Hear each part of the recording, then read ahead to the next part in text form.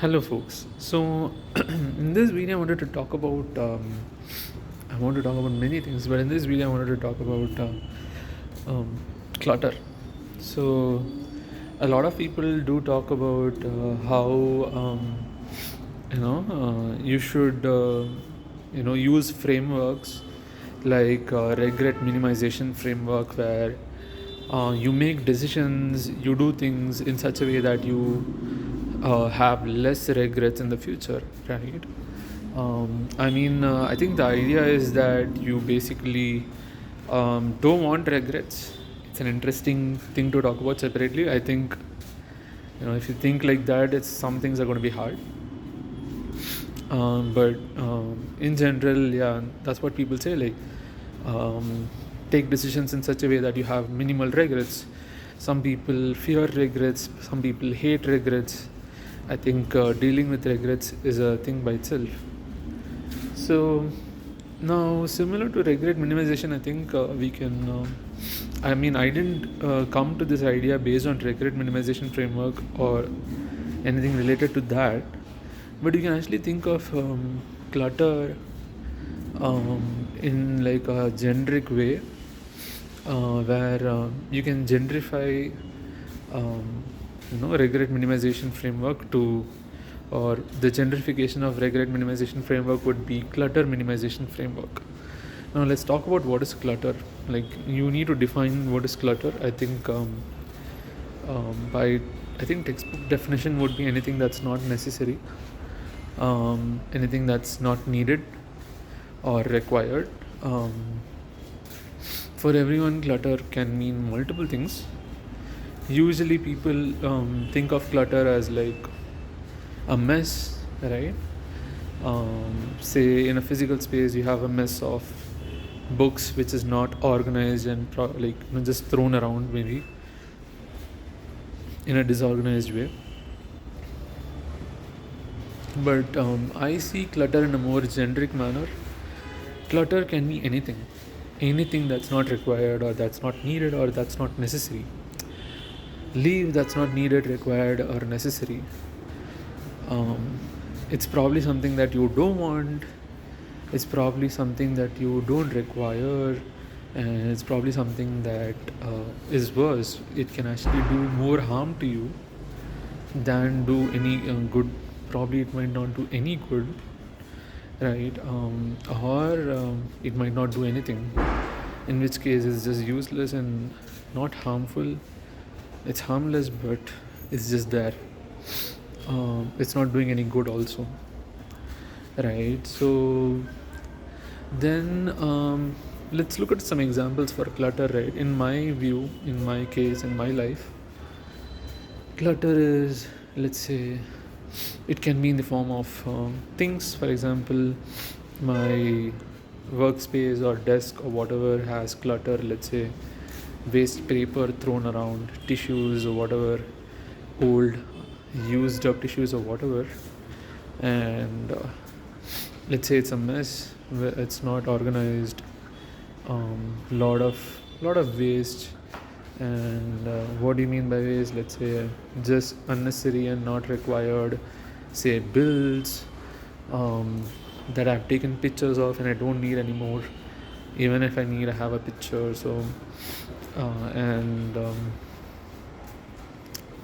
plastic, I am trying to use less and less plastic, so that is unnecessary.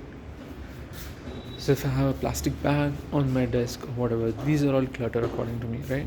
And any dirt, any unclean thing is also clutter. So waste basically.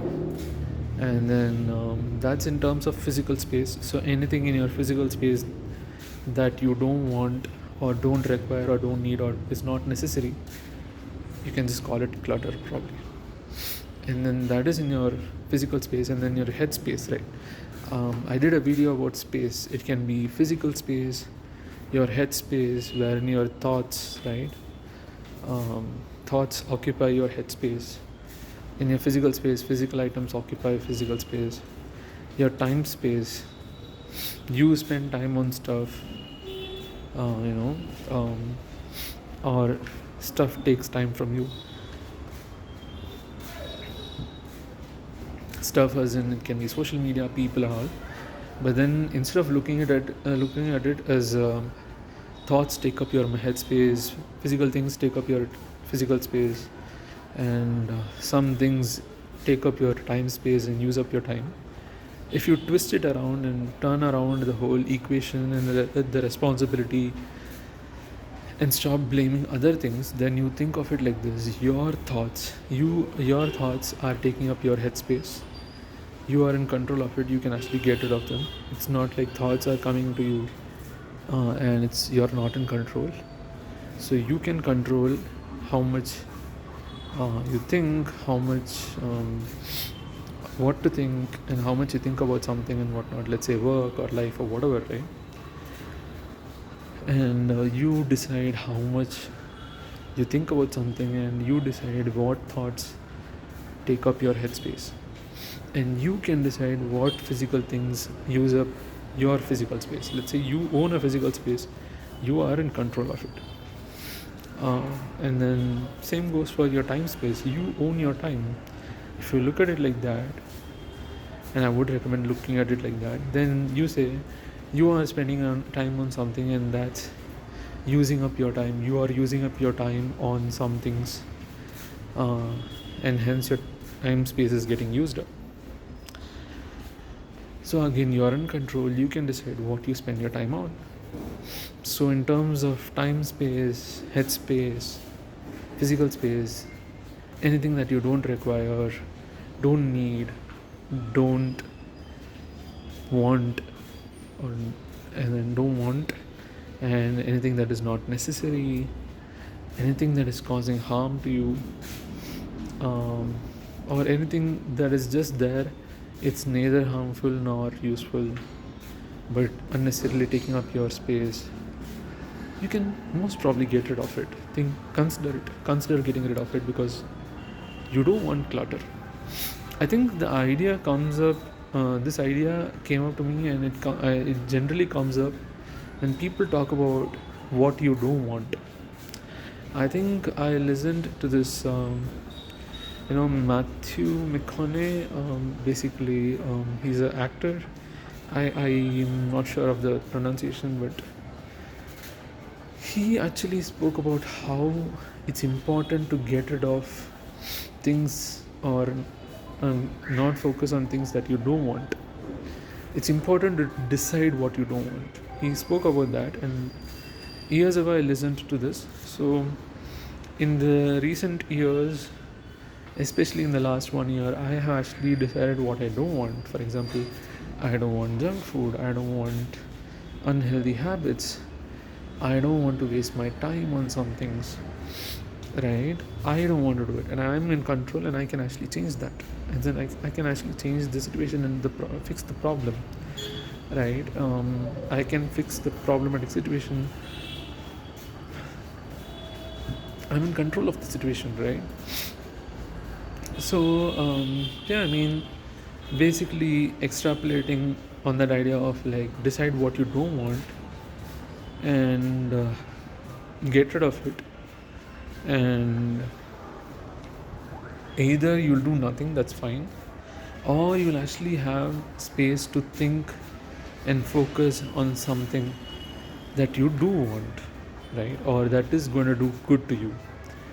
It can be people, it can be things, it can be thoughts, it can be activities that where you need to spend time on and whatnot.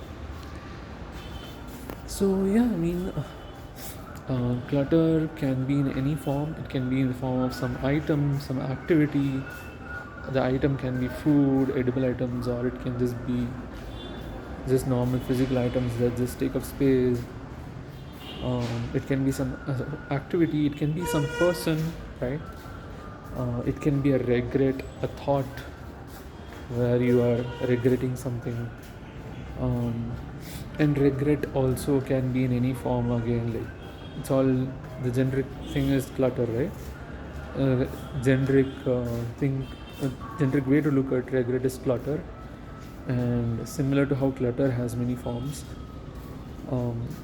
I think regret also has many forms. You can regret something, some activity, some food, eating some food or whatever, like you can regret a person, right? Or you can regret a relationship. So, and your relationship with that person, the person in the relationship with that person, and whatnot. So clutter can also be in the form of a relationship. Yeah, like when I said people, basically that's what. I think it's kind of related, but not exactly. I don't know. So just think of it like it can be anything that you don't want, don't need. It's not necessary, don't require, um, especially don't want, and then also is doing harm to you or is not doing any good to you, but it's just there taking up your space, head space, time space, physical space, and all that. So, and your money, like you can consider money also as your space, by the way. It's all like limited, right? I mean, to some extent, I don't know your headspace how limited or unlimited it is, but assuming it's limited and whatnot, and even if it's unlimited, let's ensure that we reduce the things that are not needed or that you don't want or that's just simply there, so that you have more time for other things, right? So yeah, I mean, get rid of clutter. And by the way, when I say if what something, I mean when I say, there are some things or people or stuff that you don't require or don't need or are not necessary or you don't want or are doing harm to you and whatnot, or are not being useful but it's just there. Think about it like this: what are some things or people or whatever, anything, right, or activity that provide you or give you joy, that make you feel good in the long term? Because things that make you feel good in the short term but don't do you any good in the long term are actually bad things. For example, it can be doing narcotic drugs, or it can be smoking cigarettes and whatnot, or it can be drinking alcohol or whatever, right? Multiple things like that, which when done on a frequent basis will consequently lead to some issues, problematic situations, will lead to problems in the long term, but it will feel good in the short term. But then there are a lot of things that won't feel good in the short term, but then will feel good in the long term, will lead to like great long term benefits. So don't go for instant gratification, go for like delayed gratification where you have long term benefits. Play the long game, play the long term game, don't play the short term game. Same goes for junk food and whatnot. So eat healthy food, eat food that is healthy but tastes bitter, just so that you can be healthy in the future. Instead of eating food that tastes very good and very, very great and is awesome, and you just want to keep eating it, which is tasty now in the short term and harmful in the long term for you because it's junk. um, a lot of times junk food is very, very tasty, right? So you just gotta deal with it and be like, it's a trade-off. You be like, I will get rid of this junk food which is tasty so that I can be healthy in the long term, and I will eat this bitter food which is bitter and not tasty, and I will take it. I don't like bitter food, but I will take it so that I can be healthy in the long term. This all decides how much you love yourself. I'll talk about that. So how much do you love yourself? What does it mean to love yourself? And how much you love your body, your mind, right? So yeah, how much you love your health? Are you ready to actually take up pain in the long term and end up paying medical bills, right? Or do you want to actually not be in pain and be healthy and not pay too much medical bills and not end up in the hospital and have all that craziness, and instead spend your time on something else when you're old, right? So that is that. So yeah, how much do you love yourself? How much do you love your body? How much do you love your life? How much do you love your mind? How much do you love your health? Do you consider a healthy body, healthy mind, healthy life as an important thing? Um, so, in short, you can also think of it like this: if you have too much clutter in your life, and it's intentional clutter, intentionally I've chosen to have that clutter, think about it like this. I can sometimes think of it like, are people suicidal in some ways, right? Because suicide is just not about someone dying by suicide, by just killing themselves. I sometimes see bad habits as suicide too. Sometimes we indulge in bad habits intentionally or sometimes unintentionally. A lot of times I think it's intentional, like we choose some things or we are addicted, which is actually a problematic thing which needs clinical attention. I've spoken about addiction too some time ago. Though I don't know too much, but I just know enough to say that it's not a great place to be addicted and having withdrawal symptoms and all. But yeah, I mean, regardless of intentional or unintentional, if you are indulging in unhealthy habits, unhealthy people, unhealthy relationships, having a lot of clutter basically in the form of unhealthy stuff, unhealthy food and all that, then I would consider you as being suicidal in some form, where you are trying to slowly die intentionally or unintentionally, and it's a problematic situation. It's a slow death. uh, my therapist calls it extreme. That I think of it like this, when I said him, like when I said like he was asking me about stuff, and when I said I think of it like, I think of eating junk food like taking a knife and cutting myself on my hand or whatever, right? Or making a mark on my neck, like this, you know, hurting myself using a knife is the same as me eating junk food, like all the same. It's just that it's a slow death, so I'm not hurting myself in a way that I'll quickly die, but I'm hurting myself in a way such that I will slowly die. Uh, so eating junk food is the same way, is what I said, and he told me, like, this is what I told him.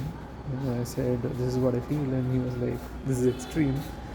But I think it's important for people to think of it like this, so that they actually understand the consequences of eating junk food or indulging in unhealthy habits and unhealthy activities and unhealthy stuff and unhealthy people and things.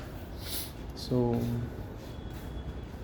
a lot of times I feel like people are suicidal, and sometimes I hate people who are unhealthy and all that. But then if I do wonder, ideally I should be sad for them, because they're actually just losing themselves in the whole process.